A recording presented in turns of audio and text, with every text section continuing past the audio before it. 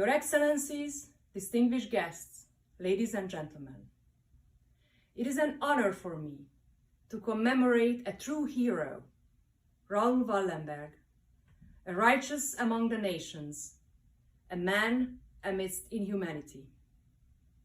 Raoul Wallenberg was a Swedish diplomat who saved the lives of tens of thousands of Hungarian Jews during the horrors of the Holocaust. 77 years ago today, on January 17th in 1945, Raoul Wallenberg was arrested by Soviet forces, his fate unknown ever since. January 17th marks the day we pay tribute to and commemorate the heroism of this exceptionally brave man. We commemorate today, but remember we must every day, as the darkest chapter of our history has left an unhealable wound on our nation. Nearly 600,000 Hungarian Jewish people perished during the Holocaust.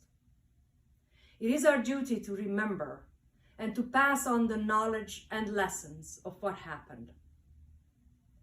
Hungary will forever be grateful to all the known and unknown people who risked their own lives to save others during the deportations and murders of Jewish people from Hungary. Among them, Raoul Wallenberg stands out. On the occasion of the 100th anniversary of his birth, Hungary declared the year 2012 as Wallenberg Memorial Year. We organized numerous events jointly with the embassies of Israel and Sweden to raise awareness and honor the deeds of Raoul Wallenberg. Throughout that commemorative year, and since then annually, Hungarian professors, officials, associations, and young students gather to bow before his human greatness, to remember the victims, as well as those who saved lives jointly with him or similarly to him, such as Sára Salkaházi, Margit Slachta, or Gábor Sztélo, and to learn from the past in order to ensure that the Holocaust would never happen again. Besides remembering, it is also our duty to see to it that Raoul Wallenberg's legacy remains a source of inspiration for the current and future generations. It is in this spirit that Holocaust remembrance and education have been part of the Hungarian curriculum at schools for decades. Fostering Holocaust education also was a key priority during the Hungarian presidency of the International Holocaust Remembrance Alliance in 2015. The Hungarian government is steadfast in its commitment to fight anti-Semitism. It has declared and actively pursues zero tolerance against any forms of anti-Semitism. Sadly, there remains much to do in this regard, and we need to join our efforts internationally to succeed. When we pay tribute to Raoul Wallenberg, we should reaffirm our own determination to live the values that defined his life and to make the same choice in our time. The world owes a tremendous and eternal debt to this great man. Ladies and gentlemen, I would like to thank the Honorable Irvin Cutler, the founder, international chair of the Raoul Wallenberg Center for Human Rights, and Canada's Special Envoy on Preserving Holocaust Remembrance and Combating Antisemitism. His Excellency, Dr. Ronin Hoffman, Ambassador of Israel to Canada, and Mr. Michael Levitt, President and CEO of the Simon Wiesenthal Center for Holocaust Studies, for joining our commemoration today and for sharing their thoughts with us.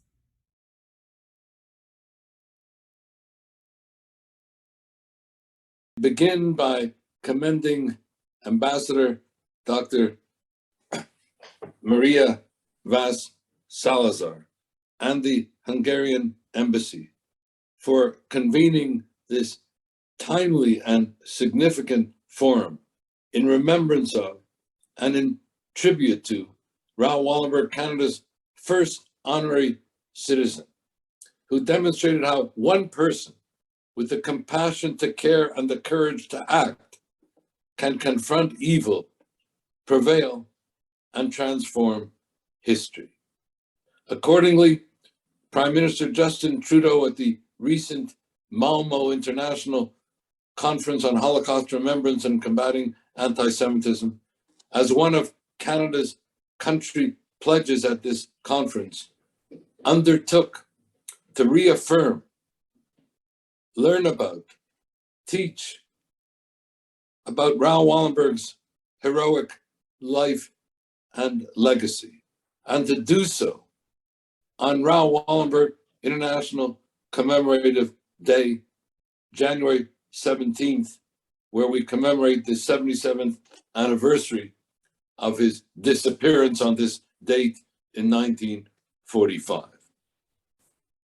From mid-May to the beginning of July 1944, some 440,000 Hungarian Jews were deported to the death camp Auschwitz, the cruelest, quickest, most efficient killing field in all of the Holocaust. Raoul Wallenberg arrived as a Swedish diplomat in the Swedish legation in Budapest in mid-July 1944.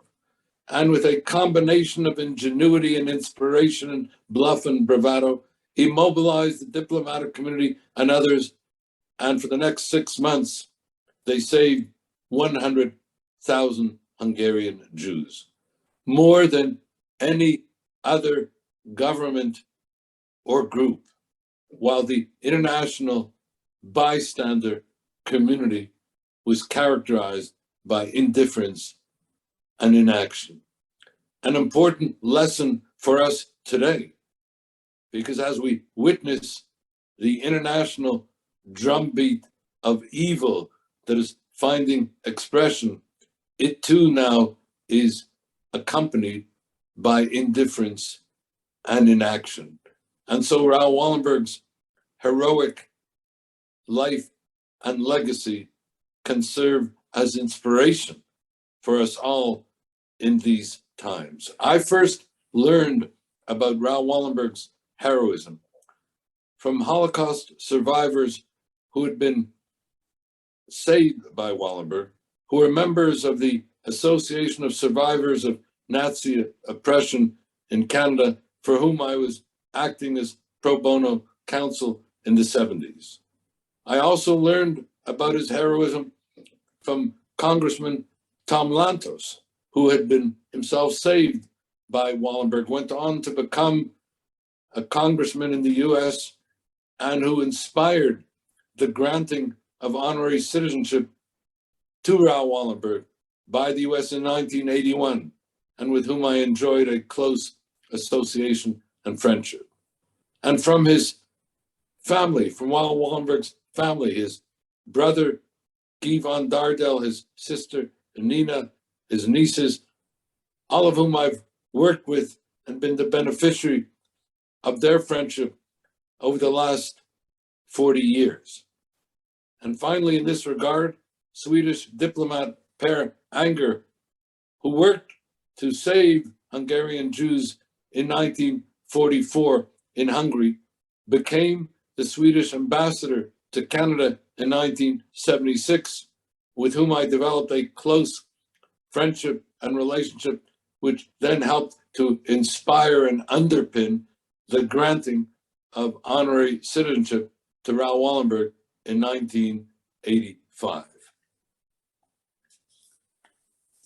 Raoul Wallenberg's heroism found expression as well in an exhibit regarding Wallenberg that I attended in 2012 in Stockholm, Sweden, on the occasion where Sweden was celebrating the centennial of Raoul Wallenberg's birth, and I addressed the Swedish Parliament, which was holding this exhibit framed by the words, the immortal words of Raoul Wallenberg, for me, there was no other choice. Summing up his raison d'etre for acting, and which in effect gives expression to the Talmudic idiom that if you save a single life, it is as if you have saved an entire universe. Raoul Wallenberg saved thousands of universes. And in that rescue effort, he not only transformed history, as I mentioned, but he presaged the foundational principles of what we today call international human rights and international humanitarian and criminal law.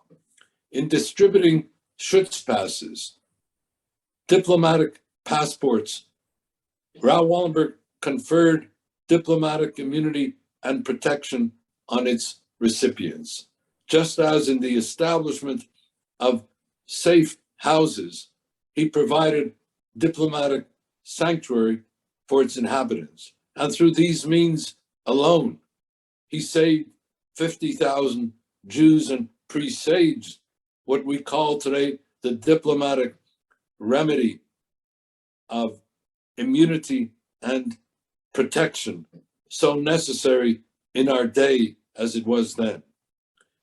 In establishing hospitals, soup kitchens, orphanages, amidst the horrors of the Holocaust, to protect the elderly, the sick, women, and children, to confer upon them a semblance of human dignity amidst these horrors.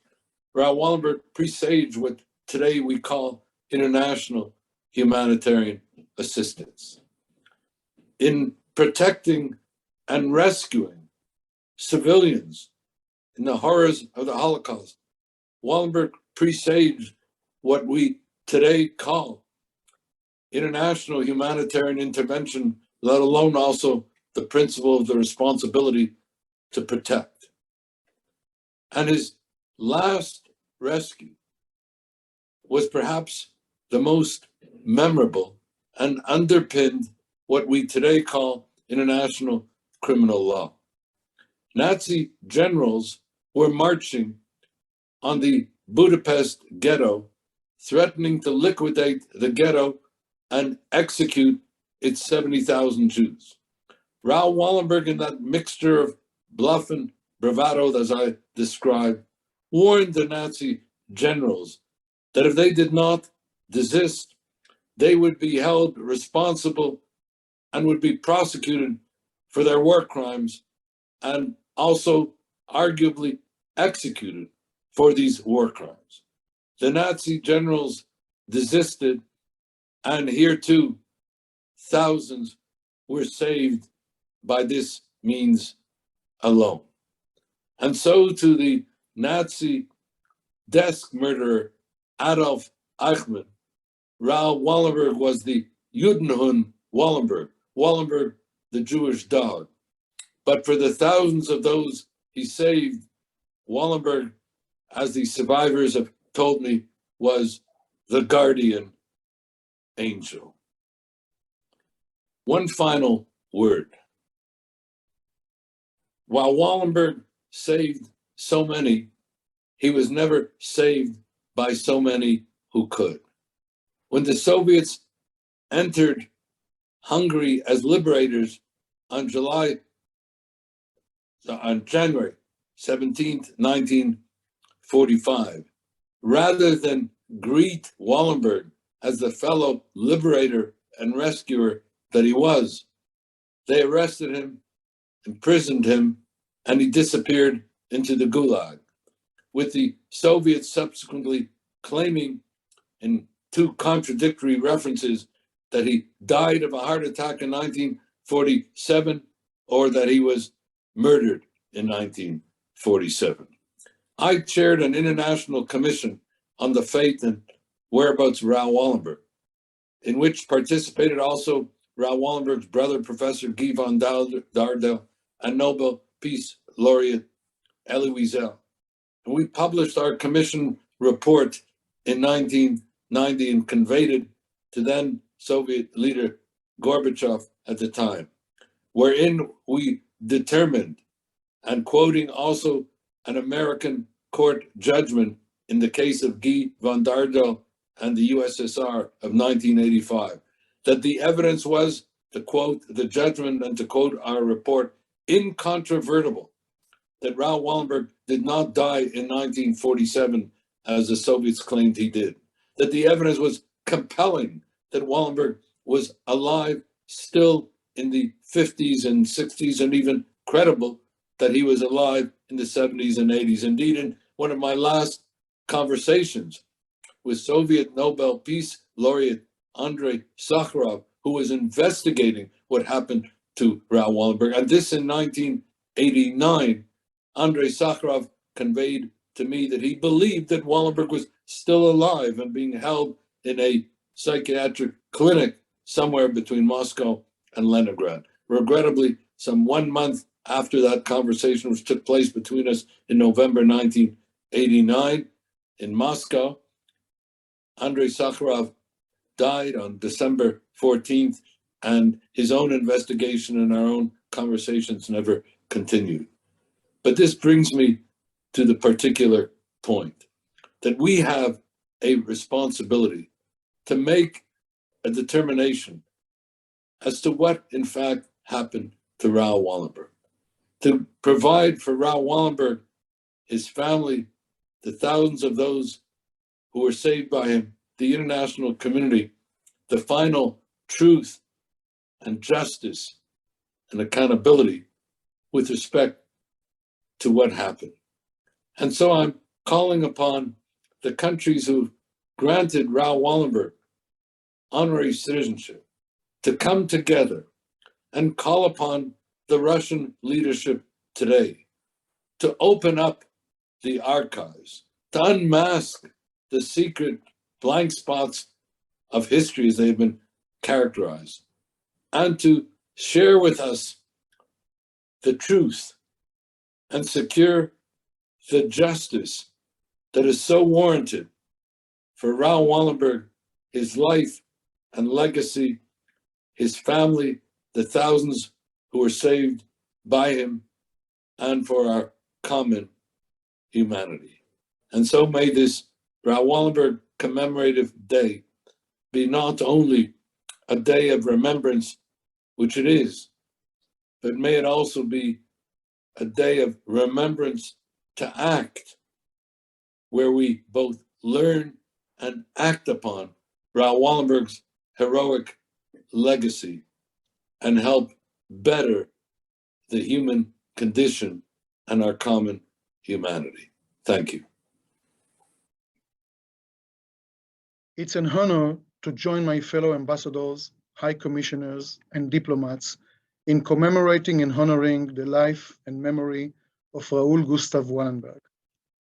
Firstly, I would like to thank our hosts, Her Excellency Ambassador Vas Salazar and the Hungarian Embassy, for organizing this event and presenting this opportunity. During World War II, in many European countries, Jewish citizens were not granted the protection they should have been entitled to from their own countries. And some of the many tragedies of the Holocaust are the stories of local police and regular citizens who knowingly and willingly cooperated with and assisted in the Nazi final solution to the Jewish problem. It was in this dire atmosphere that the heroism and selflessness of a few diplomats, Raoul Wallenberg, most known among them, truly shined. In his actions, he granted Jews asylum and protection after they became stateless in their own countries. He used his connections, his cunning, and his diplomatic know-how to save Hungarian Jews who otherwise would have been taken to their death. On this day, as we remember the actions of Wallenberg, we must also acknowledge that the Jew hatred and anti-Semitism did not end with the Allies' victory over Nazi Germany. We know that even today there are Jews who do not feel welcome or safe in their own countries. Canada, Israel, and Hungary, along with the US, Australia, and the United Kingdom, all granted honorary citizenship to Raoul Wallenberg. Having Wallenberg as a citizen of our countries is not only an honor, but also acts as a reminder of our responsibilities to combat anti-Semitism. Keeping that responsibility in mind, we must work together in joint effort to educate about the horrors of the Holocaust, to make sure that our youth learn the truth about its history, as well as the dangers of hate speech, bigotry, and anti-Semitism going unchecked. It is through education and actions that we will honor the lives and memories of the victims and survivors. It is also our responsibility that the actions and deeds of heroes like Wallenberg and others become sources of inspiration and role models for future generations. This event is an important part in keeping up to that responsibility.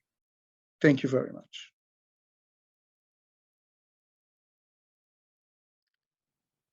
Her Excellency, Ambassador Vas Salazar, good afternoon to you and to everyone joining us here today to pay tribute to Canada's first ever honorary citizen, Raoul Wallenberg.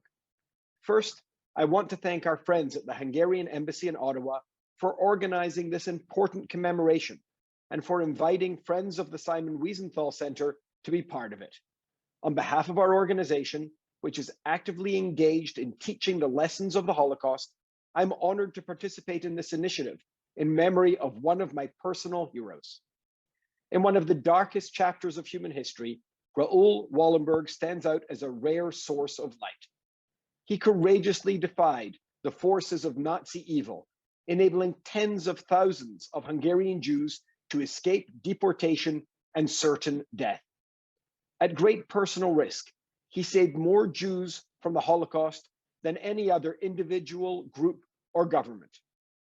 It's not hard to think of how many of the 6 million Jews murdered in the Holocaust could have survived had there been more foreign diplomats with the compassion and bravery of Raoul Wallenberg.